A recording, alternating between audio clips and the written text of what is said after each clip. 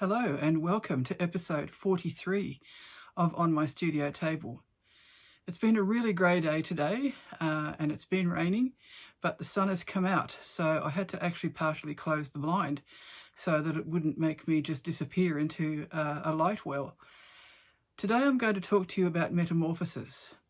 The reason this topic came to mind was when I was making last week's video, episode 42. And I shared that I had done some alterations to this handmade book. What had happened was it had been rejected for an exhibition. And so I started to cut it up because I thought, well, I might as well reuse it because it's not, going to do any good anyway. And when I cut the bits out of it that I wanted, I just put it away and I forgot about it. And then, as I explained in the last video, I decided to retrieve it and I made patches and changed it from what it was. So in other words, there was a metamorphosis happening while I was working on this handmade book. And then I thought about how metamorphosis is so important to our art practice. We can just take the materials and then we start to put them together in different ways depending what we're using. And something is born or created out of those materials. The first time I heard the word metamorphosis was when I was quite young. We were taught about what happens to a caterpillar when it makes a pupa or a cocoon or a chrysalis, and then it transforms into a butterfly or a moth. And it's such a descriptive word, and I'd really finally understood only just recently how much it applies to our arts practice. It also applies to our lives because quite often we have a metamorphosis ourselves when we go through different experiences, good or bad, and that changes us and transforms us, hopefully into something new and better. And it doesn't mean that we haven't had a struggle, and we know that when a moth or a butterfly emerges, they have to really struggle to get their wings dry. They're crumpled when they first emerge, and then let the sun dry it before they can actually take flight. In this case, when it relates to our art, something new emerges, but not always easily or without a struggle. So I hope this video just helps to expand on that topic a little bit more.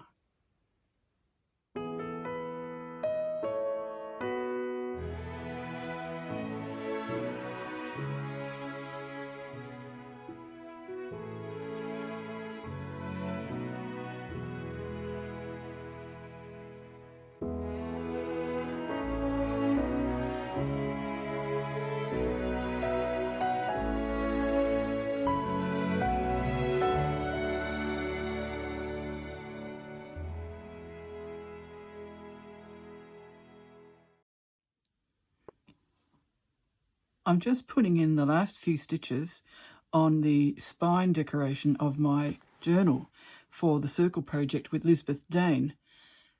It was pretty plain and I've been spending quite a bit of time embellishing it. So I just thought I'd do the last few stitches with you and then show you the rest of the cover as it's turned out. You can probably see a little bit of it now while I'm working. And I've just realised I've pulled the ruler out. I actually want that there because I don't want to stitch into the pages. I only want to stitch the cover. And I'm just using a running stitch. I covered the spine with some naturally dyed cheesecloth. And then I've attached this piece of silk to it, which is a strip of naturally dyed silk, which was sari ribbon, and I've actually ironed it out so that I can get a flat piece of silk because this was a colour that I thought suited this. I didn't want anything too contrasting. I wanted it to be a quiet sort of design, and even though I've done a lot of work to this cover since the last video, it is still, I think, a quiet design. That was really influenced by the type of fabric that I've used, which is a coarsely woven cotton. I did think it was linen to begin with. and just really took the eco prints in a lovely subtle way.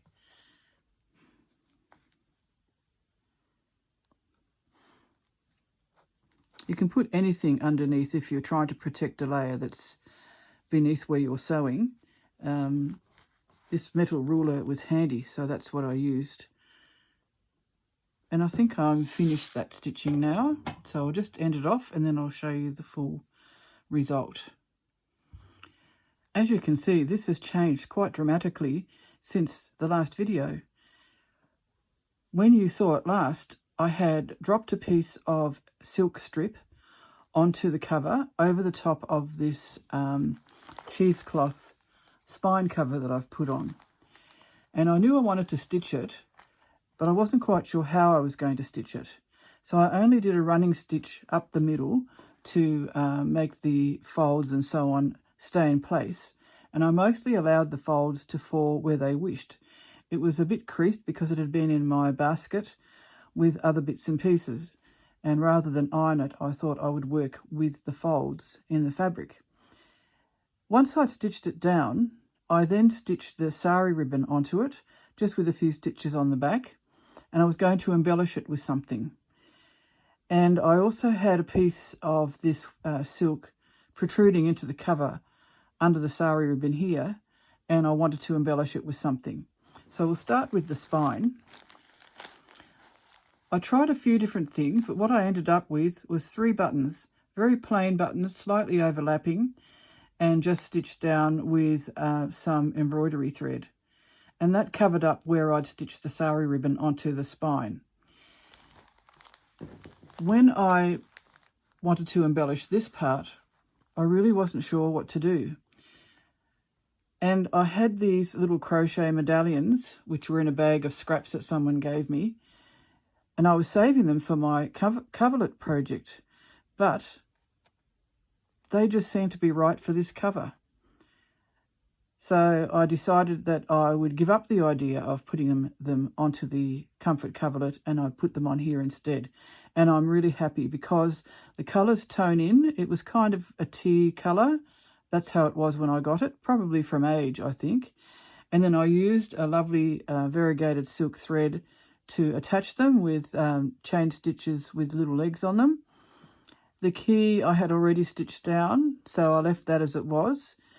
And because I'd embellished this here, or I wanted to embellish this here, if I had left the sari ribbon the way it was, it would have gone over the top and it would have obscured it.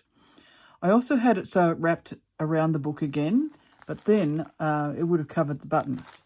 So I ended up cutting it off. And with sari ribbon, sometimes it's joined. And there was a join here, and the piece that came out of it was light. And I thought I really would like it to be the same colour as the rest of the sari ribbon. So what happened was that I actually trimmed off the bit here where I'd attached the button and attached this piece of sari ribbon that I'd cut off onto the other piece. When I deconstructed it and took apart the other one that was joined on, it was actually really done quite roughly and just enough to hold it together. So I pretty much followed the same method and kept it in the spirit of what it was like before. I did play around with making a loop here, and I might still do that so it can just loop over the button. But because I don't know how thick the journal will be, I'll wait until I know how thick it will be at the end of the year. If it's very thick, I may need to attach another bit of sari ribbon to it. The button was in a bag of very large buttons that I've had for years, and I just used them occasionally, and it was just the right colour. It seemed to be an echo of the colours on these little lace pieces here. And then all I do is just hook the sari ribbon around it and just leave it like that. So I'm pretty happy with that. I've done a lot of running stitch onto here, and that's why I had to use the ruler, as you saw just now, so that I wouldn't stitch into the pages. And I just kept going until it was all full. I started with the edge where the cheesecloth is, kept going over the silk, and then finished where the silk finished. And then when you look at the back, I wanted this to echo the front, but I didn't want it to be the same, and I didn't want it to take over from the impact of the front. But I did want it to have some cohesion, and I think that's worked. I've used the same thread, stitched through the cheesecloth and through the silk sari ribbon, which I'd ironed out, and I actually think that the cover is finished. It's taken me quite a while because things just didn't work. The ideas that I had as I was working on it didn't work. I tried different buttons, I took them off. I tried different embellishments, I took them off. I tried different ways of decorating this, and I took them off. And finally, today, it seems to have come together. I'll also share with you the next circle project entries that are in this journal. I still need to do a bit of work to them, so I'll do that in a separate clip.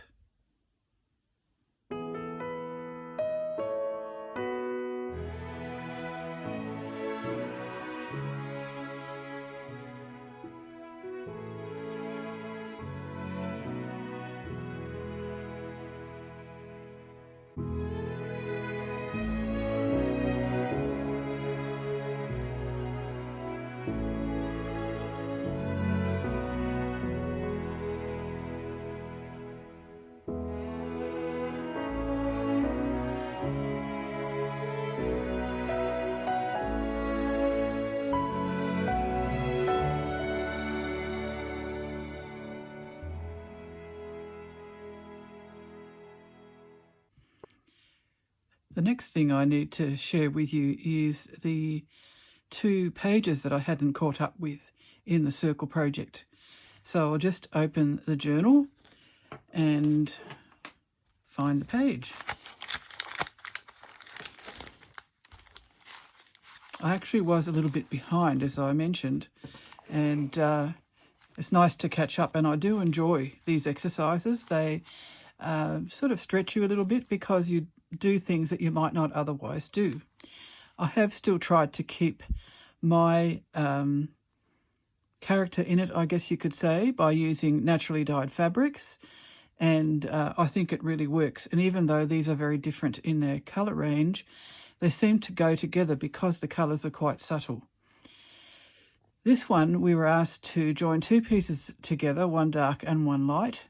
And I really like the frayed edge on this one, so I decided to keep it that way and overlap the 2 pieces. And that meant that I had a smaller section in the dark than in the light. The original example given was divided in half. But I actually quite like that. So when I started doing the stitch, which is a sheaf stitch, like a sheaf of wheat, because the space was quite small, I actually seemed to work quite small. And then when I got into the larger space, I seemed to work in a larger way, or making the stitches larger. And at first I thought, oh, should I have done that? But then I thought, well, we are looking at the contrast between these 2 areas, so it's actually probably quite appropriate. So I kept going with that. I also used a variegated grey stitch here for the light colour to contrast with the dark background. And because I didn't have an actual darker green that I could see, I used a thread that had been hand dyed. I think it was probably crochet cotton in greens and browns. And then when I got about this far, I ran out. So I changed threads, and that thread had those colours plus a bit of orange. And I quite like the way that grades down. With the next one, we were encouraged to try to be a bit more random, and that's something that I really love to do anyway. And we had to cut some circles out of black paper with a hole punch. Now this is my hole punch. It is quite old. I have had it since, I think, 1973. And I now have to hold the bottom on with tape, the part that catches the circles you cut out. And my husband has put a screw in here because the bolt that held it shut broke. And it's still going. It's quite amazing. So I cut some holes, some circles out of some black paper, as we were asked to do. And then the idea was to stitch around the edge and also do a kind of a star stitch on the circles, and you could use a bit of glue or some kind of adhesive to hold the circles down. But to get them in that position, you just had to drop them onto the cloth, and then that was where they were going to be for the final result. One of them fell part way across the line of the circle, and I left it that way because I thought that was actually quite good. And I also did this star with bigger stitches, the star stitch.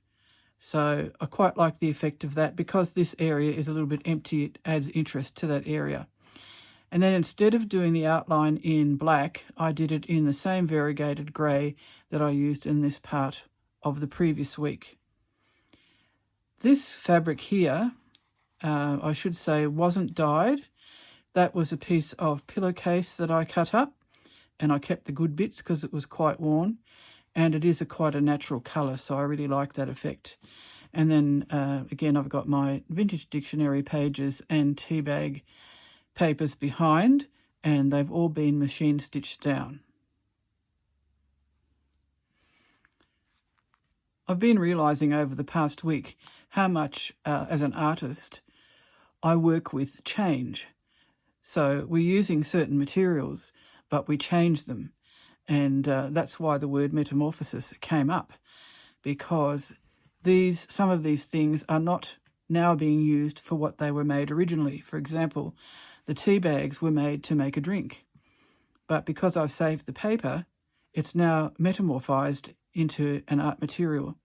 And the same thing has happened with the vintage dictionary that was put out to be a tool to use to find meanings of words and how to spell them and so on.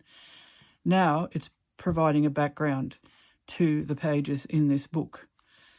The recycled brown paper is the same. That was used to package something that I got in the mail. But now it has become pages in this art journal. And I really like that idea of reusing something, which is part of my policy anyway in my business, and changing it into something else.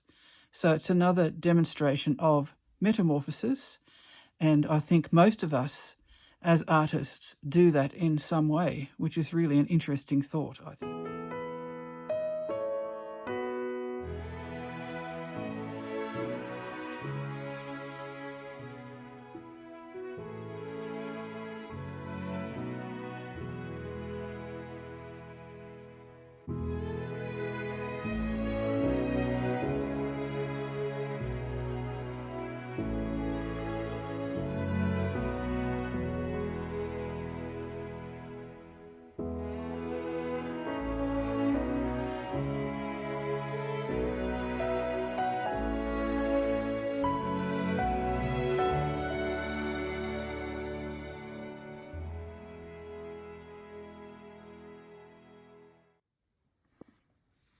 The last thing that I needed to look at incorporating into my comfort coverlet in the March section was to add a hint of gold somewhere for those golden memories or moments in our lives that are very special to us, or perhaps places, certainly experiences.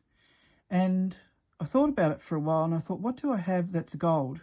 And I was rummaging in my little bag of strips that I have, which I use for couching and so on, and they are offcuts, really.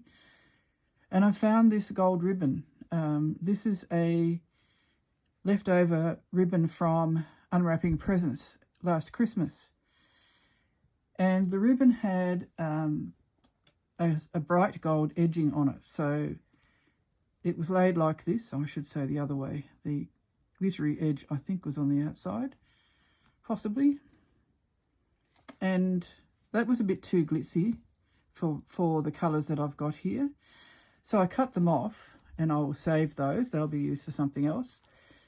And that left this quite transparent piece of ribbon. And I was going to actually pleat it or scrunch it up to add some texture, but it just didn't really work. When I just laid it down like this as a flat piece, then it seemed to work, because it kind of blends a bit more into the whole piece rather than being too prominent. I wanted a harmonious and unified look to this.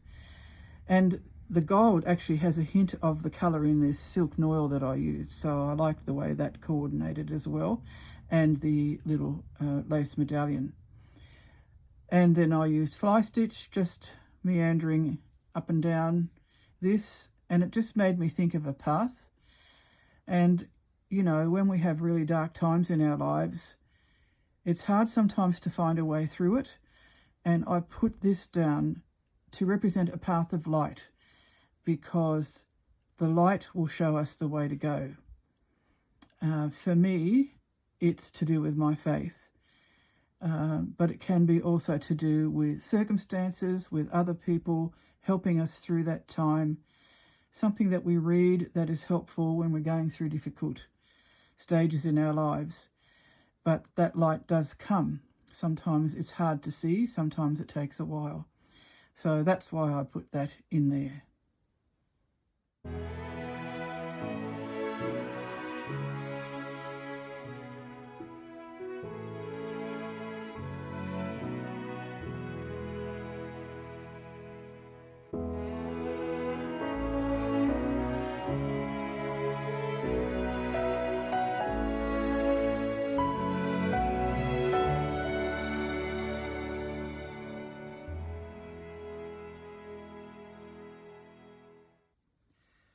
One of the things we were encouraged to do while working on this comfort coverlet was to make some scrolls out of the little tiny scraps that you have left over. Some of them are really quite small, probably as small as my smallest fingernail, or maybe even smaller. And I thought that was a really lovely idea. So I started with this one. I did share some of this with you a few episodes ago, but I hadn't finished it, and I have now finished it. So I used a found stick from outside and a piece of naturally dyed wool, and I just invisibly basted. You can see those long grey stitches there that are just normal sewing thread. So I arranged them and invisibly basted them all along the strip, and then I added just running stitch. Usually when I've done scrolls in the past, they've been a bit bigger than this, sometimes quite a bit bigger, and I will use a lot of running stitch, but I'll also use other embroidery stitches to represent a garden or to attach found objects and so on. But this one, once I'd done the running stitch, I really felt like it was done.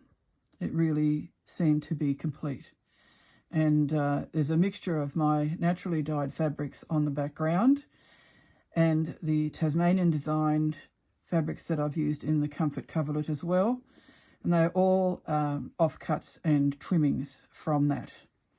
And I attached it to the stick just by doing a sort of invisible overcast stitch there.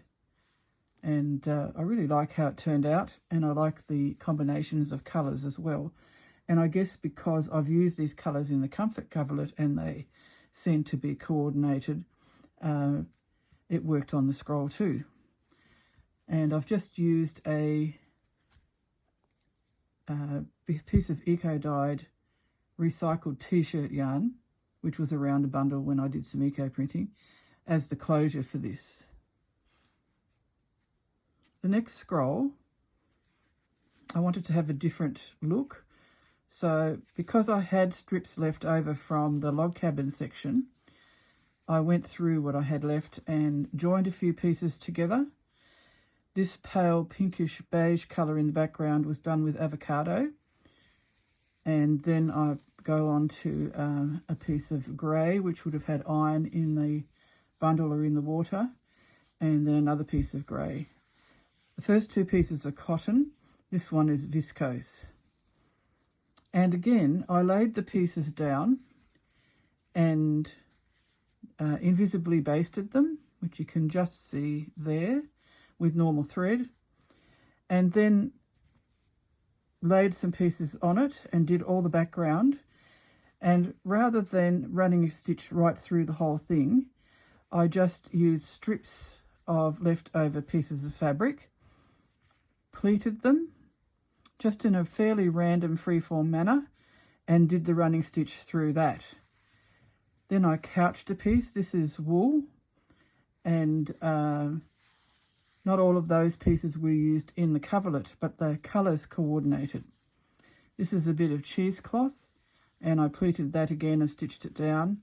Another piece of wool with couching, and then a strip of cheesecloth which I also couched. And then I joined it to a found stick the same way as I did for the other one. So these are quite small. This one's only about 1.5 inches. This one could be 1 3/4 inches, maybe 2 inches. And I really love them. I think they're just really quite adorable, and still quite freeform, but they're given structure by the stitching and continuity. So that was a really good suggestion. Thank you, Catherine. And I don't think these will be the last ones that I make.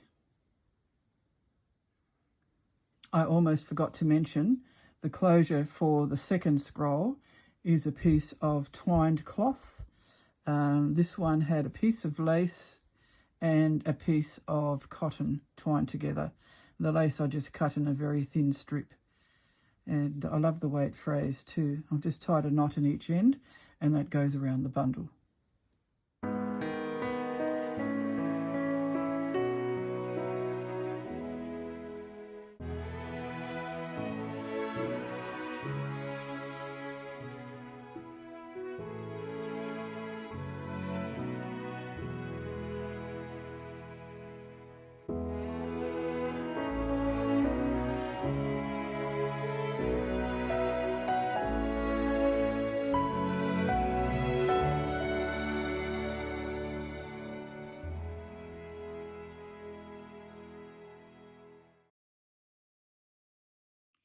In our discussion about metamorphosis, I'd like to continue that thought as I show you what I've been doing in my fast fashion art journal, which I've called Allegro Dolce. These covers were recycled from the cardboard of a sketch pad, so they were very thick. The paper was recycled from another book. It was a Japanese ledger, and the feather, of course, was from a bird. I found it on the ground, and it's become a feature on the cover. Sticks from the ground as well. Pieces of vintage and recycled fabric, which I've naturally dyed. And then all the bits and pieces that are in this journal, all the found objects, the papers, the fabrics, everything has been changed into something else. Even the thread, when you think about it, the thread was just on a reel, and then it gets used and it becomes something decorative, utilitarian, and at times really beautiful. And it's what we do with these materials that transforms them. So when I talk about metamorphosis, I'm talking about it on a lot of different levels, including the meaning that it can give. So you have something visual, but when you understand a bit more about what it's about, that also transforms your thinking about what you're seeing. I've got little bulldog clips and some larger ones holding the pages together so I can actually show you the pages I've done, because it would take me a long time to find them all otherwise. But this one is near the front, and I've used some dictionary page here, some ends of reels of pearl cotton, and then I've added the stitch. I had done some of this, but I hadn't done much of the stitching.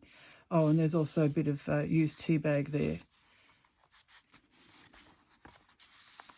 This is one of an apron that I tore out of a very old journal about Madame Weigel's fashion designs. She designed patterns for the home sewer so they could make their own clothing and so on. And I've added some stitching to that and a button, which of course is very appropriate. A little bit of eco-dyed paper and canvas and a bread tag. And I stamped the word value there because we're not placing much value these days on clothing and other items. They are not made well quite often, and the people that make them are not valued either. They work long hours for not much pay. in many cases.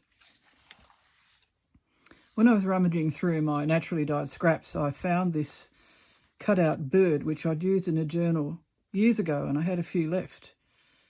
And I put this on there because I thought, oh, well, that looks quite good, and added the strips of paper and the buttons and the stitching.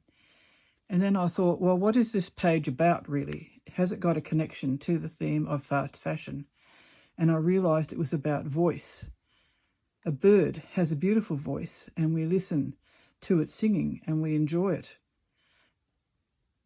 Even the ones that are not so lovely can be interesting to listen to. But what voice do people have when they're tied to a job that oppresses and depresses them?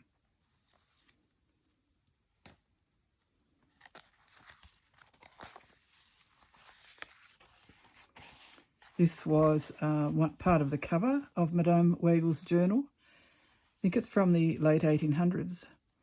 And this one, I already showed that I'd added a tea bag to it, but I don't think I'd embellished it yet. So I've used feather stitch with a silk thread. There's a little bit of canvas there and some buttons.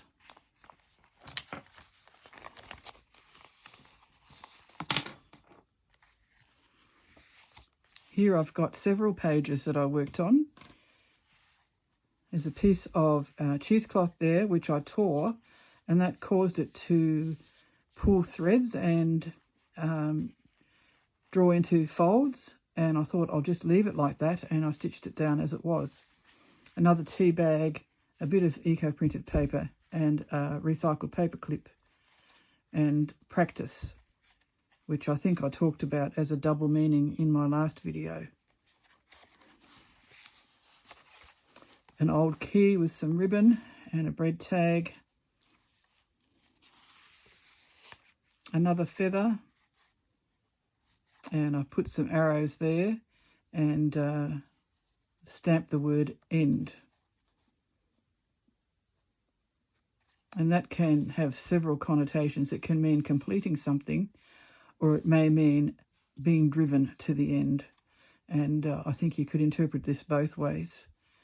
Smartly and lightly was a musical term, but that sounds more positive than what actually does happen in the fast fashion industry. And I think with Madame Weigel, because she took pride in her creations and people took pride in creating them, the smartly and lightly term probably does apply when you look at it that way. This was a bonnet, a child's bonnet, and a little bit of naturally dyed fabric. The word for, in other words, what is it all for? Is it to take pride and make something well, or is it to just add to the profits of the companies that are trying to cut corners?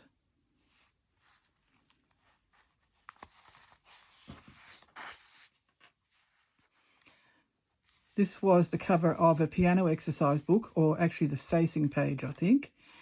And it was called The School of Velocity. And because velocity means fast, I thought it was absolutely ideal to use in this journal. And then I've put a piece of sheet music there from the same book. The tab was already there and the word fast. And the tea bag allows the letters to shine through so you can still read them.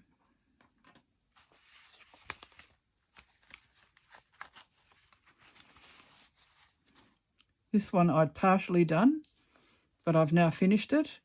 And I did talk about the word secure and its different meanings previously. But what I did was I added these stitched lines over the top of, I think it's a girl's dress.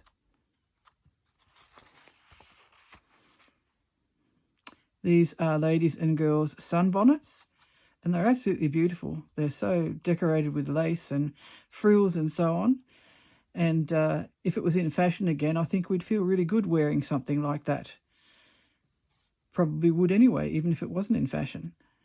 And then I've just added some stitching and some buttons. White pearl cotton or cream pearl cotton in that area.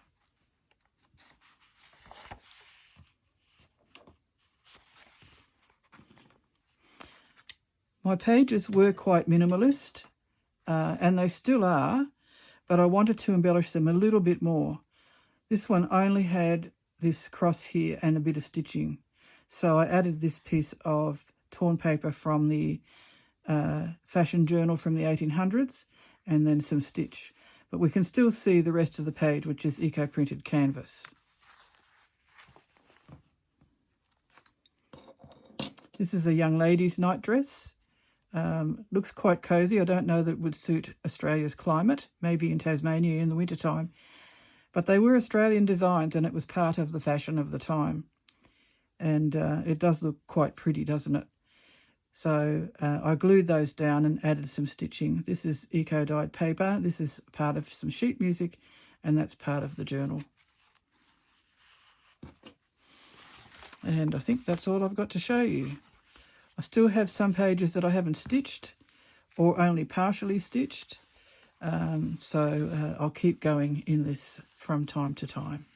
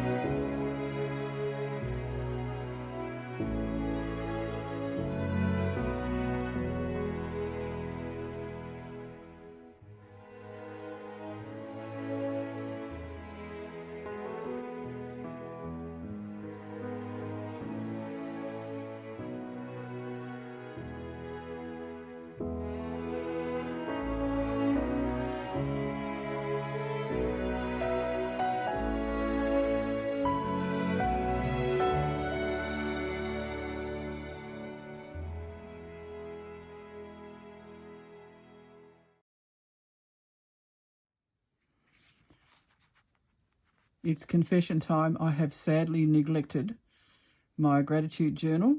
So I've been going back over my notes for previous videos and just trying to remember the different things that happened over the past weeks that I've missed doing this.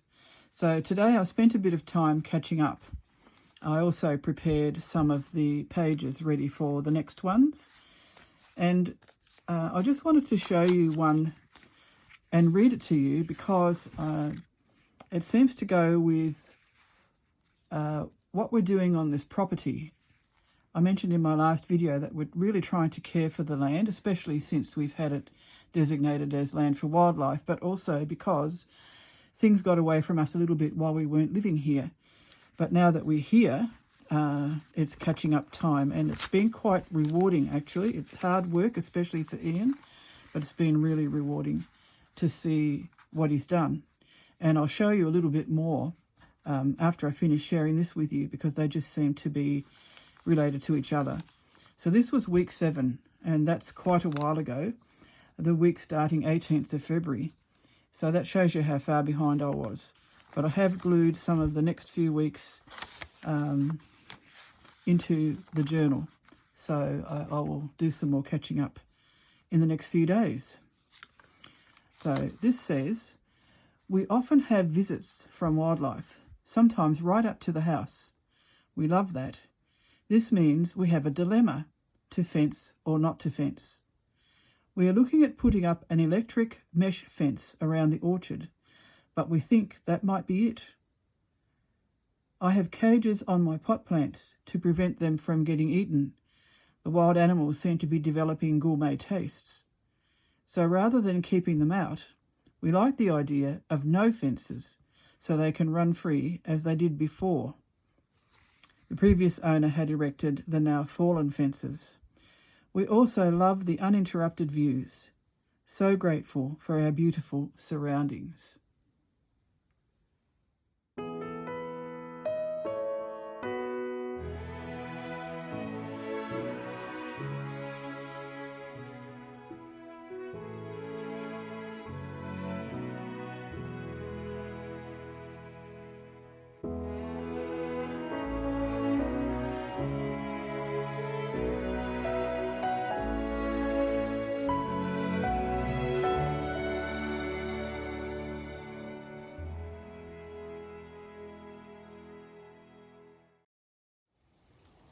I'm at the front of the house and I just wanted to show you a bit more of the clearing that Ian's done. There we've got some trees that we've planted, 2 Japanese maples and a birch tree, and that was partly because of my memories of living in Canada when I was growing up. And there's a pile of gravel ready to top up the driveway, but I'm just walking up to the top here near the road because Ian's been doing an awful lot of work in this area over the last day or two. This was absolutely covered in ferns and undergrowth and bits of wood and so on, and with the fern hook Ian's been clearing it all away. This is a big stack of what he's cleared away. It's probably over 1.5 meters high and 2 or 3 meters across, this pile. So that's quite amazing. These trees were already here and volunteered to grow here, so they must like it. And there's a lamandra, some black wattle and some eucalypts, and it's just like someone designed it. It just looks beautiful. Bit of native currant, that feathery plant. And this is the pipe that Ian's going to put in. It's an agricultural drainage pipe because when it rains the water tends to make ruts in the driveway, so hopefully this will divert the water down the slope a bit more.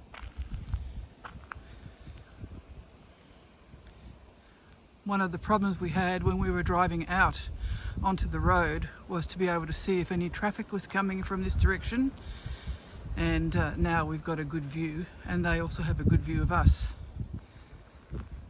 So that's our land across the road as well, and I'll just pan around.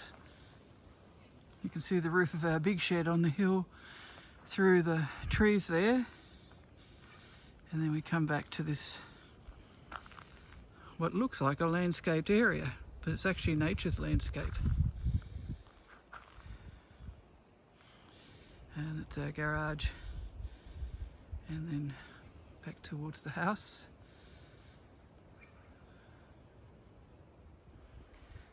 And there's a pile of old bits of wood there too, which will probably burn because it's a bit rotten to use in the fire, the wood stove in the house. And that's the road going in the other direction, and it's down this road this direction that I took you in the last video. It's quite cold today, it's been raining, so we've got the fire going, and I think I'll just go back inside.